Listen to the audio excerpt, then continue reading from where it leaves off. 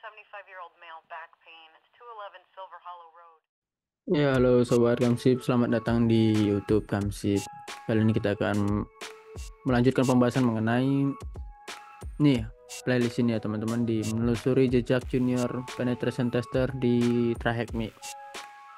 Oke, di sini teman-teman kita udah ada di episode 1, 2 dan sekarang episode 3 ya teman-teman. Kita cek di sini di blog ya teman-teman, blog. Sini sudah dituliskan artikelnya atau tulisannya, dimana di pembahasan sebelumnya teman-teman.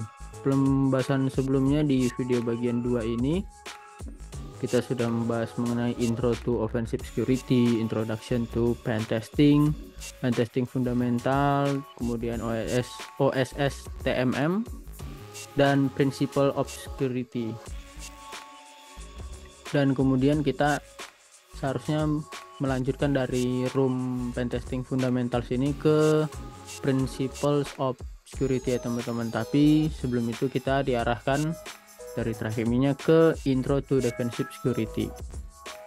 Kalau kita buat penjelasan sedikit ya teman-teman, dimana keamanan siber bukan lagi sebuah pilihan melainkan kebutuhan. Di era digital, setiap organisasi yang menggunakan teknologi menghadapi risiko serangan siber. Pentesting atau pengujian penetrasi merupakan senjata utama, namun tidak satu-satunya untuk melindungi data dan sistem dari serangan yang merugikan. Pentesting membantu mengidentifikasi kelemahan dan dalam jaringan aplikasi atau infrastruktur IT sebelum penyerang memanfaatkannya. Jadi ini bentuknya identifikasi awal ya teman-teman, sebelum situs ataupun sistem kita diserang, seperti itu. Tentu saja mencegah lebih baik daripada mengobati. Baik bagi bisnis maupun pelanggan, data adalah aset berharga. Pentesting memastikan data sensitif seperti informasi keuangan dan data pribadi tetap aman dari kebocoran atau pencurian.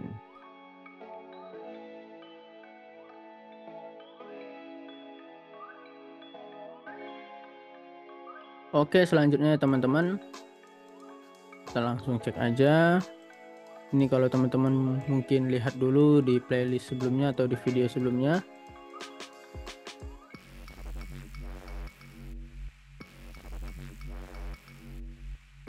Ini kita sudah bahas di bagian kedua teman-teman.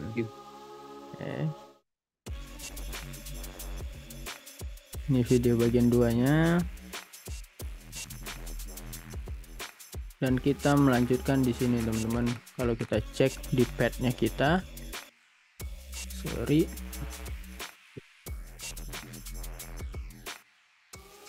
di Trahecmi,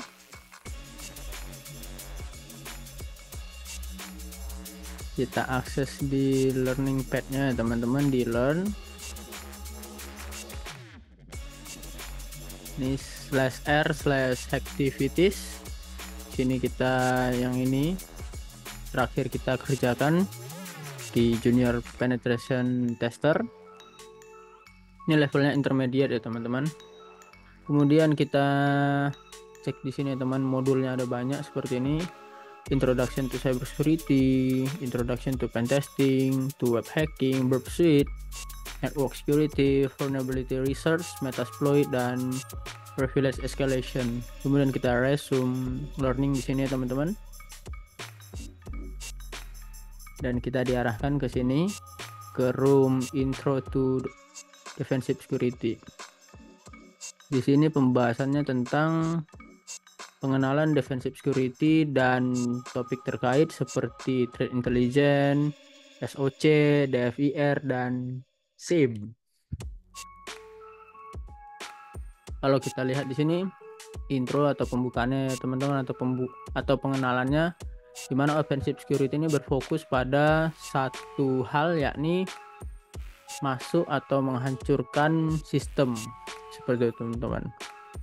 Dimana masuk ke dalam sistem ini bisa dicapai dengan mengeksploitasi bug, seperti itu teman-teman. Dan kemudian ya bisa dibaca lagi ya teman-teman di sini. Dan selanjutnya kita lihat di sini, di mana blue team adalah bagian dari defensive security.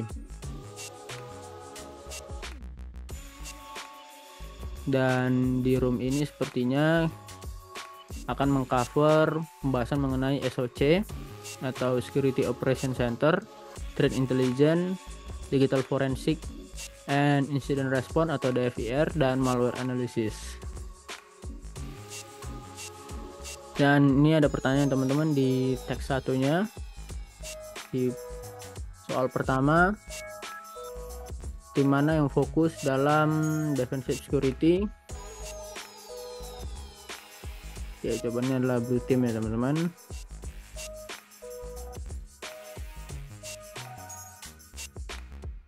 Kemudian kita lihat di sini pembahasannya mengenai area dari defensive security. Pembahasan pertama tentang SOC atau Security Operation Center.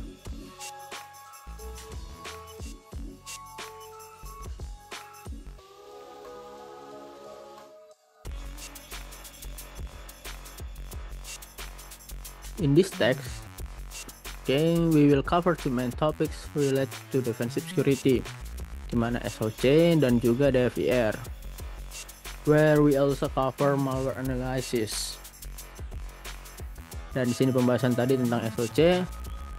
SOC is a team of cybersecurity professional that monitors the network and its system to detect malicious cybersecurity event. Jadi tugasnya adalah melakukan monitor dan melakukan deteksi ya teman-teman terhadap kejadian event ya, kejadian yang dikategorikan sebagai malicious dalam sistem yang memonitor jaringan ataupun sistem mereka, seperti teman-teman.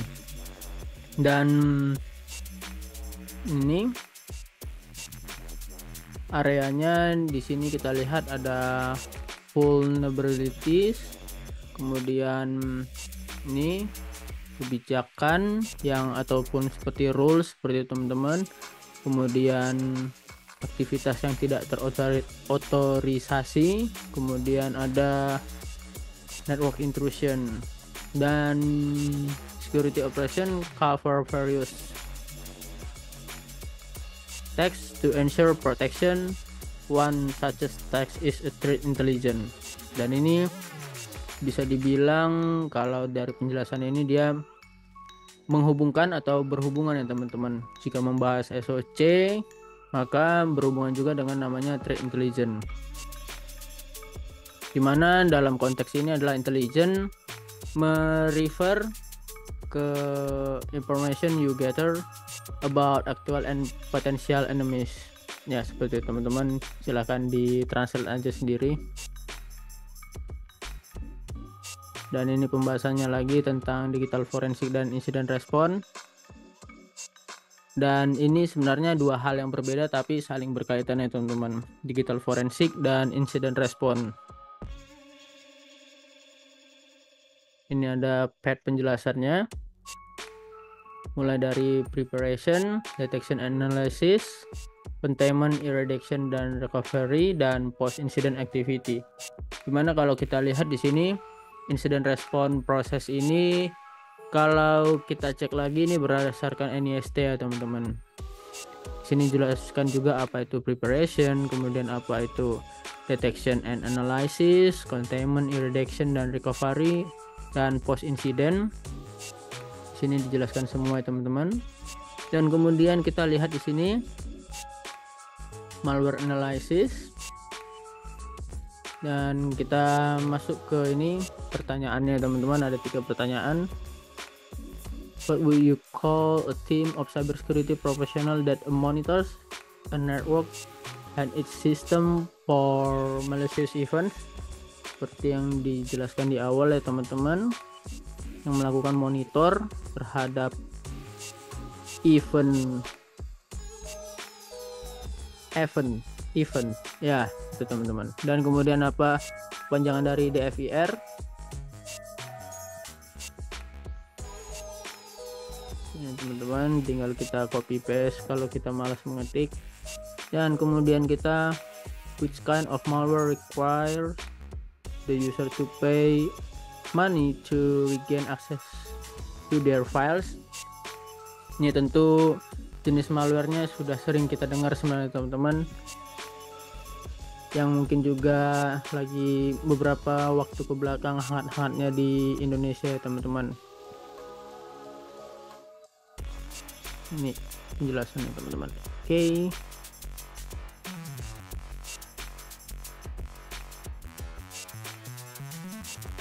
Oke, kita masuk ke teks terakhir, teks 3 ya teman-teman. Kita lihat view site.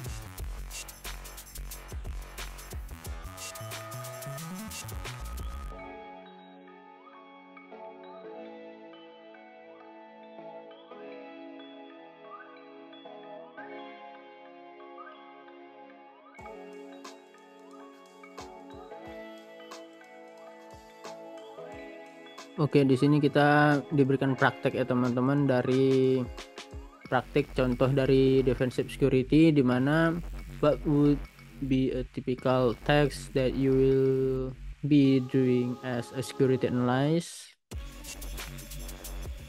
Di sini kita diberikan sebuah website ya teman-teman. Kita diminta untuk mencari flag ya, seperti halnya soal-soal biasanya di TryHackMe ataupun di tempat CTF lain teman-teman, seperti itu.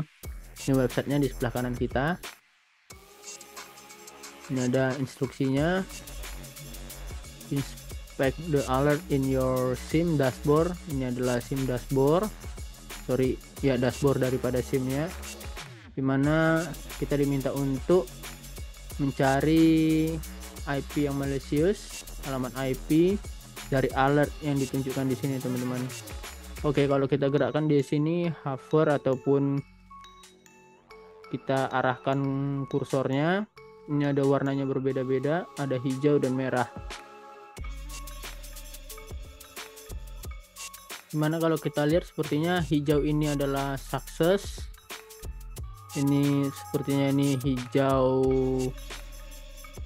yang dia berhasil ataupun dia valid komunikasinya teman-teman, dan merah ini sepertinya percobaan yang men-trigger rules ataupun alertnya, seperti itu teman-teman.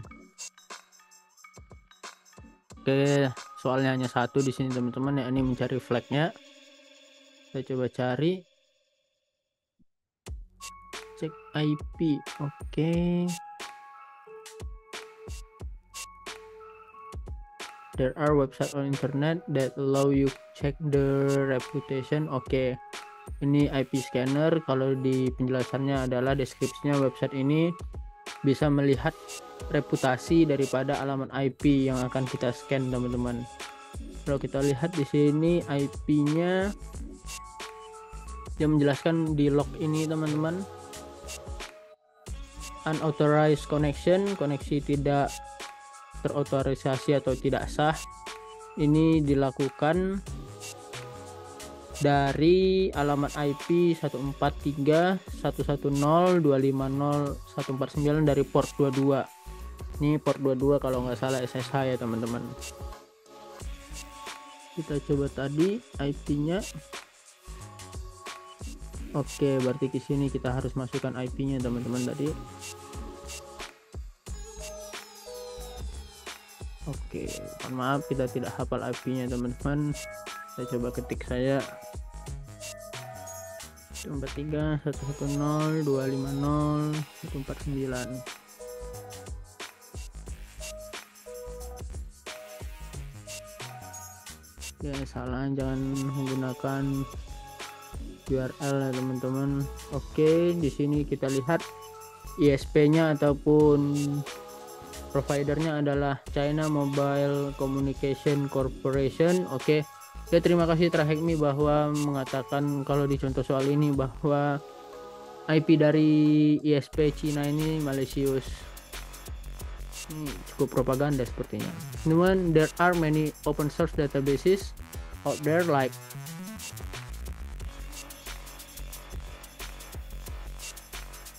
Abuse IPDB and Cisco Thales Intelligence, where you can perform a reputation and location check for the IP address.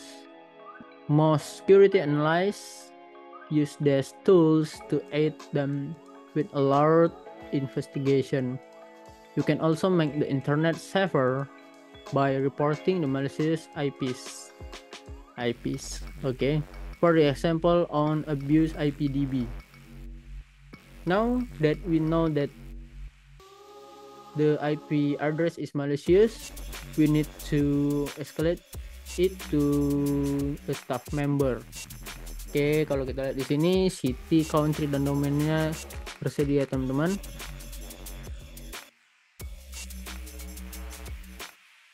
Kemudian kita klik next. Kita diminta untuk melaporkan tadi ke staff IT-nya.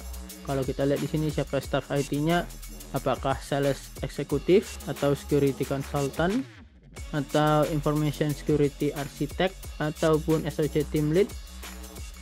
Kemana kita harus pilih teman-teman? Kita baca instruksinya. We should not worry too much if it was a failed authentication attempt, but you probably notice the successful authentication attempt from the malicious IP address. Let's declare a small incident event and escalate it.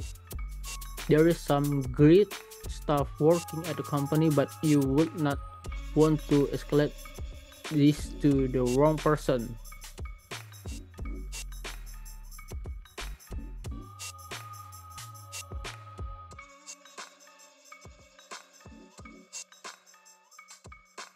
Oke, kemana kita harus menyampaikan? Oke, di sini penjelasannya adalah a day in the life of a junior security analyst. Jadi kita adalah security analyst junior dan kita harus melapor ke siapa teman-teman? Mari kita lihat di sini deskripsinya. Oke, tidak ada deskripsinya di sini teman-teman. Mungkin kita coba aja kita lapor ke Will Griffin ya teman-teman sebagai SOC team lead. Okay, you got the permission to block the malicious IP address, and now you can process and implement the block rule. Oke, kita sekarang sudah dapat izin ya teman-teman untuk melakukan block terhadap IP ini, dan kita mengimplementasikan atau menerapkan rule untuk blocking terhadap komunikasi yang dilakukan oleh IP address tersebut melalui firewall teman-teman, seperti itu. Kita lihat ini contoh dari daftar blocklistnya teman-teman, tanggalnya ini, kemudian alamat IP-nya ini.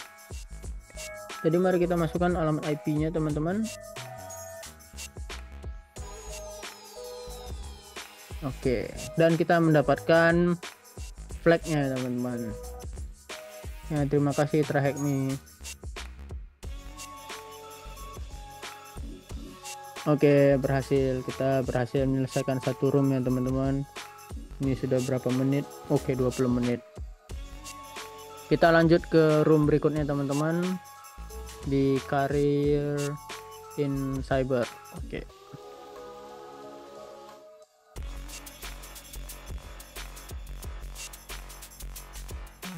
Ini mungkin masih gratis ya teman-teman. Di sini kita lihat sepertinya gambarnya tidak bisa di load ya teman-teman. Sini seharusnya ada gambar teman-teman. Oke, tapi kita lihat masih lanjut aja. Kita di ini learn about different careers in cybersecurity.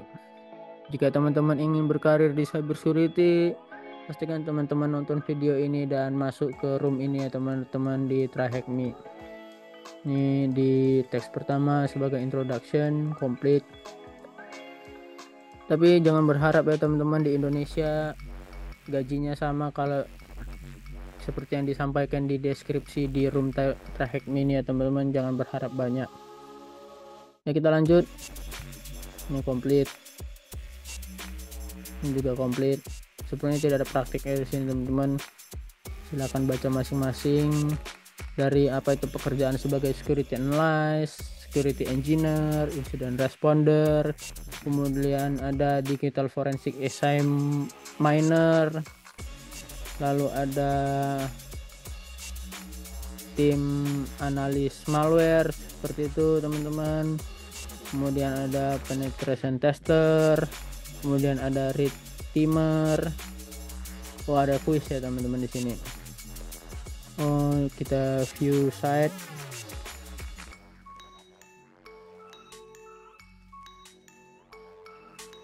Oke, skip quiz teman-teman. Complete. Oke, kita sudah menyelesaikan satu room lagi dalam waktu 2 menit ya teman-teman. Kita lanjut ke pentesting fundamental, kategorinya easy ya teman-teman. Nah, ini sudah kita kerjakan. Kita lihat nih ada 5 teks. Di sini sudah ada di video sebelumnya teman-teman. Silahkan tonton aja video sebelumnya. Kita tidak akan mengulangi lagi di sini. Selanjutnya mari kita lihat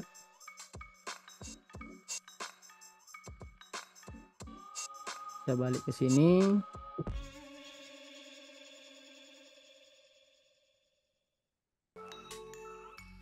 Oke, karena sebagian besar daripada room yang ada di TryHack Mini sudah berbayar, maka video ini kita cukupkan sampai di sini.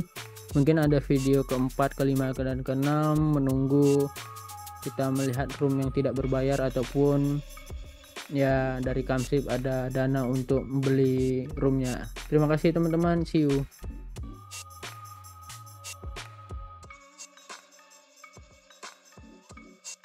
A few moments later.